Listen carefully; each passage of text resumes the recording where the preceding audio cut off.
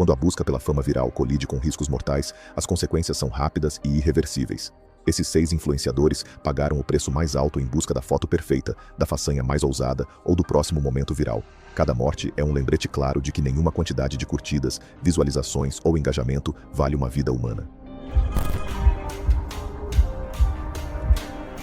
Era 14 de junho de 2015, quando Claire Maddox, de 23 anos, chegou a um popular mirante no deserto do norte do Arizona, em busca da foto perfeita para seu maior pagamento até então.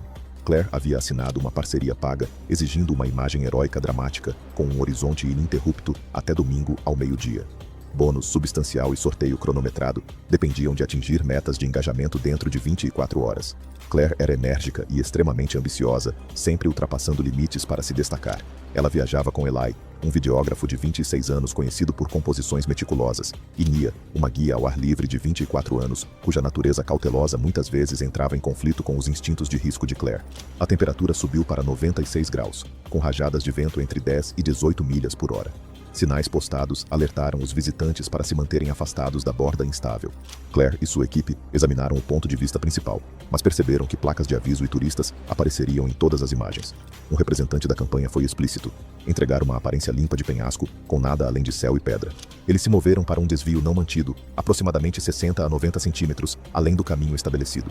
Nia apontou deslizamentos microscópicos visíveis ao longo da borda e recomendou ficar mais para trás, mas Eli já havia colocado seu tripé a cerca de 1,5 metro da borda. A equipe de campanha enviou outra mensagem de texto instando-os a se aproximarem de 30 a 60 centímetros para obter simetria. Na realidade, a mensagem veio através do gerente de mídia social de Claire, que retransmitiu o feedback da marca em tempo real, um detalhe que só aumentou a pressão crescente. Várias fotos de teste foram rejeitadas porque um aviso continuava aparecendo na imagem. O representante da campanha enviou uma mensagem novamente, enfatizando a necessidade de uma passagem limpa. Claire, usando sandálias de moda de sola lisa, pisou em um lábio de calcário fino que se estendia aproximadamente 60 centímetros sobre o ar livre. Ele pediu uma panorâmica lenta e uma inclinação de 3 segundos em direção ao desfiladeiro. Um segundo telefone mostrou números de engajamento ao vivo e uma contagem regressiva para o sorteio.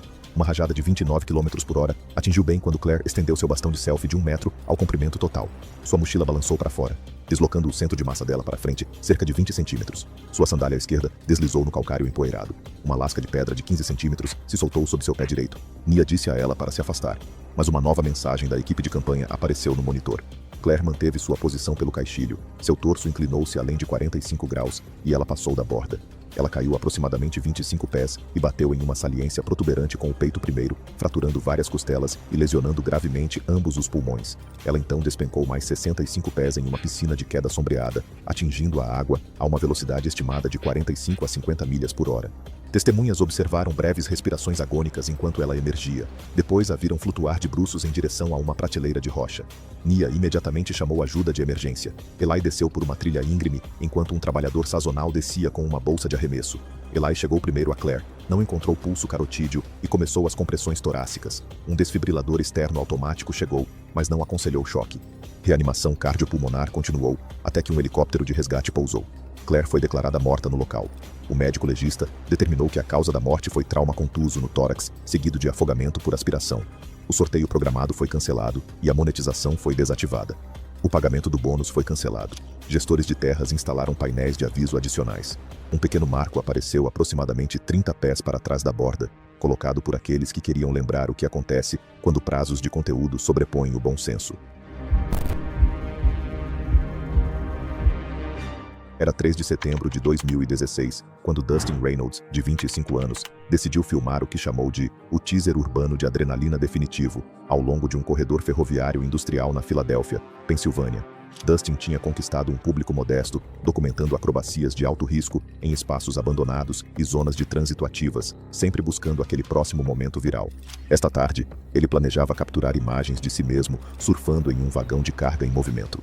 Dustin era ousado e impulsivo, o tipo de criador que prosperava no limite e descartava avisos como obstáculos para o conteúdo. Ele chegou com DeAndre, um trabalhador de trânsito de 28 anos que era pragmático e entendia os perigos mecânicos dos ambientes ferroviários, e Lila, uma aspirante a videomaker de 22 anos ansiosa para capturar imagens dramáticas. O tempo estava claro a 78 graus, mas o local estava longe de ser seguro. O corredor estava marcado com placas de proibido entrar, e os trilhos à frente passavam por baixo de uma ponte industrial baixa, com uma altura livre de cerca de 20 pés, baixa o suficiente para que até uma postura ajoelhada pudesse ser fatal. DeAndre apontou a estrutura acima e aconselhou fortemente Dustin a ficar deitado contra o teto. O plano inicial era permanecer deitado para evitar problemas de clareza, mas Dustin ficou frustrado com a aparência das filmagens e decidiu ajoelhar-se para um visual mais dramático. Dustin subiu a escada lateral de um vagão estacionário e posicionou-se perto da costura central do teto. Lila se posicionou em um caminho de serviço a aproximadamente 25 pés de distância. O trem começou a se mover, acelerando para entre 35 e 40 milhas por hora. Dustin passou de deitado para ajoelhado, levantando seu torso aproximadamente 18 a 24 polegadas acima da linha do telhado. A ponte ferroviária baixa apareceu mais rápido do que Dustin esperava. Um som de buzina veio de um trabalhador de trilhos próximo. Um ciclista de entrega também gritou um aviso. Dustin tentou abaixar no último momento, mas seu corpo ainda estava bem acima do perfil de segurança. A borda da ponte atingiu-o diretamente na cabeça e na parte superior do pescoço com uma força devastadora. Ele caiu instantaneamente no telhado. Seu corpo ficou mole. O impacto fez com que ele deslizasse aproximadamente 6 a 8 pés através da lastro do telhado antes de parar. Não houve movimento intencional depois disso. Myla imediatamente chamou por ajuda de emergência. DeAndre correu pelo caminho de serviço procurando uma escada de acesso. A equipe do trem iniciou uma parada de emergência, parando aproximadamente 640 metros adiante. Os membros da equipe subiram no telhado e encontraram Dustin inconsciente, sem respirar e sem pulso carotídeo. Um membro da equipe começou a realizar compressões torácicas, enquanto o outro coordenava com os despachantes. Os serviços médicos de emergência estavam posicionados nas proximidades, mas foram atrasados devido aos protocolos de segurança ferroviária que exigem a confirmação de proteção da via. Após a liberação, os paramédicos subiram com uma prancha e equipamentos de via aérea. Eles tentaram garantir uma via aérea, mas a interrupção crânio-cervical tornou isso extremamente difícil. A ressuscitação continuou enquanto eles moviam Dustin para baixo e o transferiam para a ambulância. Apesar dos esforços prolongados, Dustin foi declarado morto pouco tempo depois. O legista determinou que a causa da morte foi um trauma contundente catastrófico crânio-cervical com lesão na coluna cervical alta. O operador ferroviário aumentou as patrulhas e instalou cercas de dissuasão em pontos críticos de invasão. Lila forneceu filmagens aos investigadores. DeAndre apresentou um comunicado técnico sobre riscos de desobstrução. Defensores locais produziram um anúncio de utilidade pública sobre invasão ferroviária, utilizando clipes anonimizados. A mensagem era clara: trens e suas infraestruturas não são playgrounds, e ignorar essa realidade pode ser imediato e irreversível.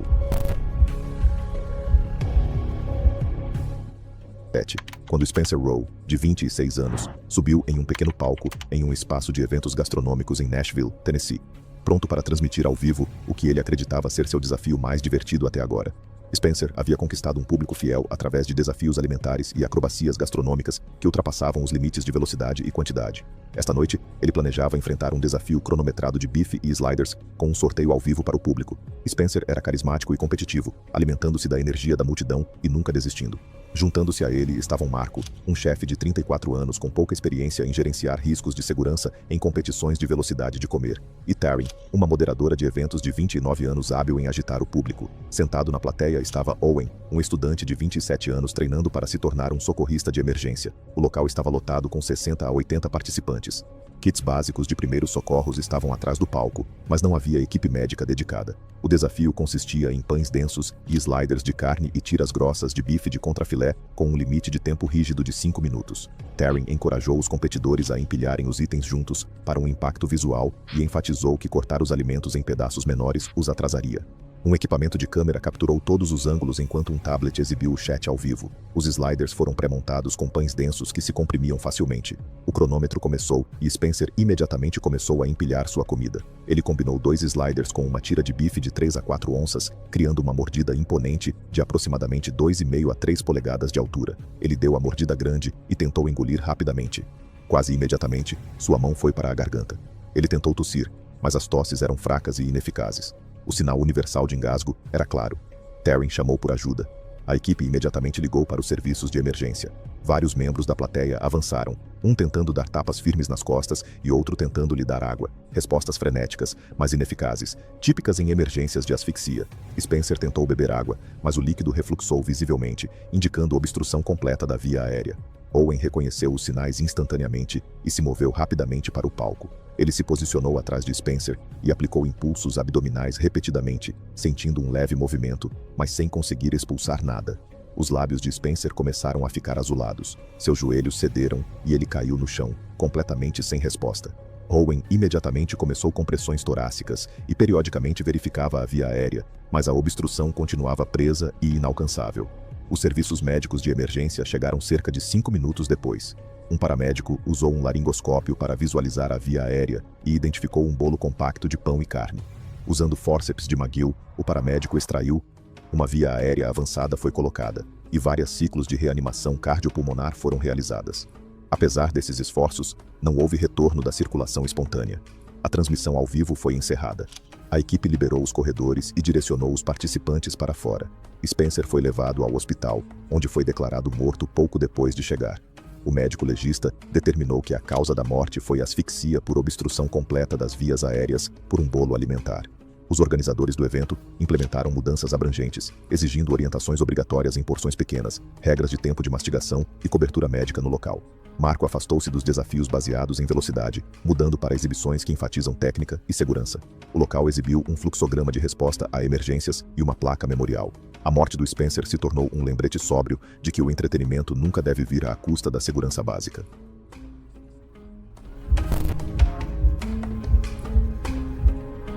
Era 28 de março de 2015 quando Julia Hart, de 24 anos, subiu no telhado de um antigo armazém no centro de Los Angeles, Califórnia, determinada a capturar a sequência perfeita de parkour para seu canal em crescimento. Julia passou 18 meses documentando o freerunning urbano, criando um público dedicado que apreciava sua habilidade técnica e abordagem destemida. Esta tarde, ela planejou filmar uma sequência apresentando um salto de 3 metros e 60 centímetros perto de claraboias antigas. Julia era atlética e confiante, conhecida por movimentos precisos e tomada de riscos calculada. Juntaram-se a ela Priya, uma fotógrafa de 25 anos, Mateu, um superintendente de edifício de 31 anos que era cauteloso, e Léo, um aprendiz de freerunning de 22 anos. O tempo estava fresco a 16 graus, mas uma garoa leve havia começado a cair, deixando manchas de alcatrão escorregadias pelo telhado. As claraboias eram instalações originais da década de 1970, com visíveis rachaduras. Mais criticamente, eles não tinham telas de proteção ou guardrails. Mateu foi explícito em seus avisos, dizendo ao grupo para se manter longe do vidro completamente. Julia usava tênis leves e luvas sem dedos. Marcas de fita indicavam uma corrida de 18 pés. Léo havia testado um canto da claraboia, e o painel havia se flexionado visivelmente. Um leve som de rachadura seguiu, mas Léo ignorou como ruído superficial, um sinal ominoso de estresse interno no acrílico envelhecido. O plano era saltar perto das molduras sem tocar no vidro. As 2 primeiras tentativas foram suaves. Julia limpou o vão de 12 pés claramente ambas as vezes. Na terceira tentativa, ela decidiu adicionar uma torção no ar. Para conseguir a rotação, ela aumentou a velocidade de aproximação. As condições molhadas se tornaram um fator no pior momento. Quando Julia plantou o pé direito para o impulso final, o asfalto escorregadio reduziu sua tração. O pé escorregou levemente, alterando sua trajetória de 20 a 30 centímetros. Em vez de aterrissar no deck sólido do telhado, seu pé esquerdo pousou diretamente na estrutura de uma claraboia. A carga concentrada foi transferida pelo painel acrílico frágil abaixo. O painel se quebrou instantaneamente. Julia caiu de pés pela abertura, caindo aproximadamente 12 metros no chão de concreto abaixo. Ela foi impactada do lado esquerdo e nas costas, produzindo trauma torácico severo. A câmera montada no peito se soltou. Não houve movimento depois que ela pousou. Priya imediatamente chamou por ajuda de emergência. Mateu correu para destrancar a porta de acesso interna. Léo procurou por uma escada interna. Quando chegaram ao andar de baixo, encontraram Julia deitada imóvel. As respirações eram superficiais inicialmente, mas diminuíram rapidamente. Os pulsos tornaram-se indetectáveis.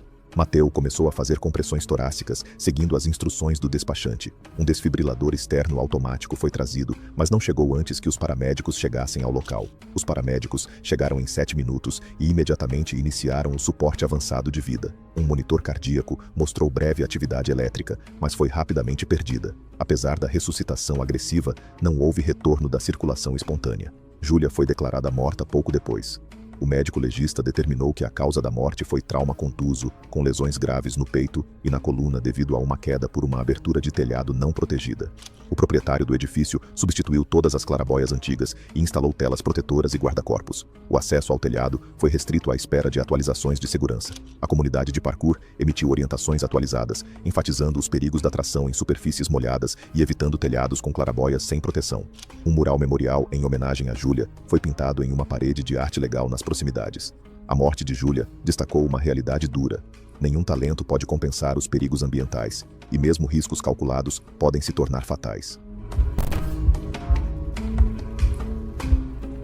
Era 22 de julho de 2018, quando Cameron Blake, de 27 anos, chegou a um remoto cânion lateral de arenito perto de Moab, Utah, pronto para filmar uma tirolesa caseira que se estendia por aproximadamente 220 pés, através de um cânion com uma profundidade de cerca de 120 pés. Cameron construiu um modesto grupo de seguidores ao documentar projetos ao ar livre, faça você mesmo e configurações de aventura de baixo custo que provaram que qualquer pessoa poderia criar suas próprias emoções no campo sem operações comerciais caras. Cameron era entusiasmado e confiante, orgulhando-se de sua engenhosidade e autossuficiência. Ele frequentemente minimizava os riscos em favor de tornar experiências ao ar livre acessíveis. Juntaram-se a ele Ria, uma trabalhadora de loja de equipamentos para atividades ao ar livre de 29 anos, que era metódica e consciente da segurança, e Trent, um hobbyista de 30 anos com alguma experiência em cordas, que era excessivamente confiante e desconsiderava protocolos de redundância. Um caminhante que passava, na faixa dos 50 anos, mais tarde guiaria os socorristas. A temperatura atingiu 91 graus com apenas uma leve brisa. As bordas de arenito mostraram desgaste visível. A instalação não foi inspecionada profissionalmente e nenhuma permissão foi obtida. O equipamento consistia em uma corda estática de 11 mm tensionada com um dispositivo de captura de progresso, 2 ancoragens de fita com proteção mínima de borda, um trolley de aço com um único olho de fixação, um cinto de segurança e um único talabarte preso com um mosquetão não travante. Linhas estáticas como essa não são projetadas para absorver cargas de choque dinâmicas, um descuido perigoso quando usadas para suspensão humana. Não havia anexo de segurança ou sistema de segurança secundário. Ria levantou várias preocupações durante a configuração. Ela notou uma alça de arnês com rosca errada e sugeriu adicionar um segundo ponto de ancoragem para redundância. Trent apertou novamente a alça e descartou a sugestão, insistindo que levaria muito tempo. O único teste realizado foi uma única execução usando um saco de 25 libras. Nenhum teste de carga dinâmica com peso humano foi realizado. Câmeras foram posicionadas em ambas as bordas do cânion. Cameron prendeu seu cordão de segurança no olhar do carrinho usando o mosquetão não travante, com a abertura voltada para fora. Nenhum dispositivo de segurança adicional ou conector secundário foi usado. Ele se lançou com um forte empurrão. No meio do vão, o carrinho bateu em uma seção de corda áspera, induzindo oscilação e rotação. O mosquetão não travado girou contra o olho do carrinho. Sob forças combinadas, o portão experimentou vibrações e se abriu. Em segundos, o conector se soltou completamente. O ponto único de fixação falhou. Cameron caiu aproximadamente 33 a 37 metros até o fundo do cânion, impactando em um talude inclinado. Não houve movimento intencional depois. Ria imediatamente ligou para os serviços de emergência e informou as coordenadas GPS. Trent ficou paralisado à beira. O caminhante que passava rapidamente se moveu para guiar os socorristas. Ria desceu parcialmente por uma trilha íngreme. Quando ela alcançou um ponto de vantagem, verificou a respiração e o pulso, mas não detectou nenhum. Ela marcou o local com uma fita brilhante. O pessoal de busca e resgate chegou, documentou o mosquetão aberto não trancado e a falha de ponto único, e realizou a recuperação usando um sistema de maca e tração. O médico legista determinou que a causa da morte foram múltiplas lesões por força brusca de uma queda após um desprendimento em um único ponto. A Agência de Gestão de Terras emitiu um comunicado alertando contra o uso não autorizado de equipamentos de suporte de vida com conectores que não travam e sistemas de fixação de ponto único, enfatizando a importância da redundância e proteção adequada das bordas. Rhea completou um curso formal de montagem e publicou uma lista de verificação detalhada pré-lançamento. Trent parou de postar conteúdo sobre rigging. Uma placa de aviso foi instalada no início da trilha, referenciando redundância e conectores de travamento. As equipes locais de busca e resgate incluíram detalhes nas apresentações de segurança para áreas remotas. A morte de Cameron tornou-se um lembrete claro de que economizar na segurança pode ter consequências irreversíveis e fatais. Foi em 16 de janeiro de 2016 que Molly Patterson, de 25 anos, decidiu transmitir ao vivo o que ela chamou de a experiência definitiva de banheira de hidromassagem no inverno, de sua garagem residencial em Minneapolis, Minnesota. Molly tinha construído um público documentando projetos criativos de DIY e conteúdo de estilo de vida não convencional. Esta noite, com temperaturas de 19 graus Fahrenheit, ela planejava encher a caçamba de sua caminhonete com água, aquecê-la usando um aquecedor de piscina movido a gerador portátil e transmitir a configuração em tempo real. Molly era criativo e espontâneo, priorizando o espetáculo visual em vez do planejamento logístico. Junto com ela estavam Danny, um vizinho de 23 anos que era prático, e Colin, um técnico de áudio de 25 anos focado na qualidade da produção. A garagem para um carro tinha aproximadamente 22 metros quadrados. Colin sugeriu fechar completamente a porta da garagem para eliminar o ruído da rua e preservar o calor. Danny mencionou ter notado a presença de fumaça quando pequenos motores eram usados em espaços fechados, mas foi decidido priorizar a clareza do áudio em vez da ventilação. A configuração incluía um gerador portátil a gasolina de 5.000 watts no chão da garagem, uma mangueira de borracha conectando a um aquecedor de piscina, várias luzes de câmera e um aquecedor elétrico. Criticamente, não havia alarme de monóxido de carbono instalado. Durante um teste anterior, Molly mencionou ter notado fumaça, mas tratou como um pequeno incômodo. A transmissão ao vivo começou no início da noite. O gerador começou, a caçamba do caminhão começou a encher e as luzes da câmera criaram um brilho quente. A porta permaneceu totalmente fechada. Nenhuma fumaça visível apareceu, mas um leve brilho nos feixes de luz sugeria que o escapamento estava se acumulando perto do teto. Molly, sem perceber, ajustava um suporte de luz e continuava narrando. Com o passar do tempo, os movimentos de Molly desaceleraram visivelmente. Ela se apoiou pesadamente no trilho do caminhão e sua fala ficou arrastada. No meio de uma frase, suas palavras pararam completamente.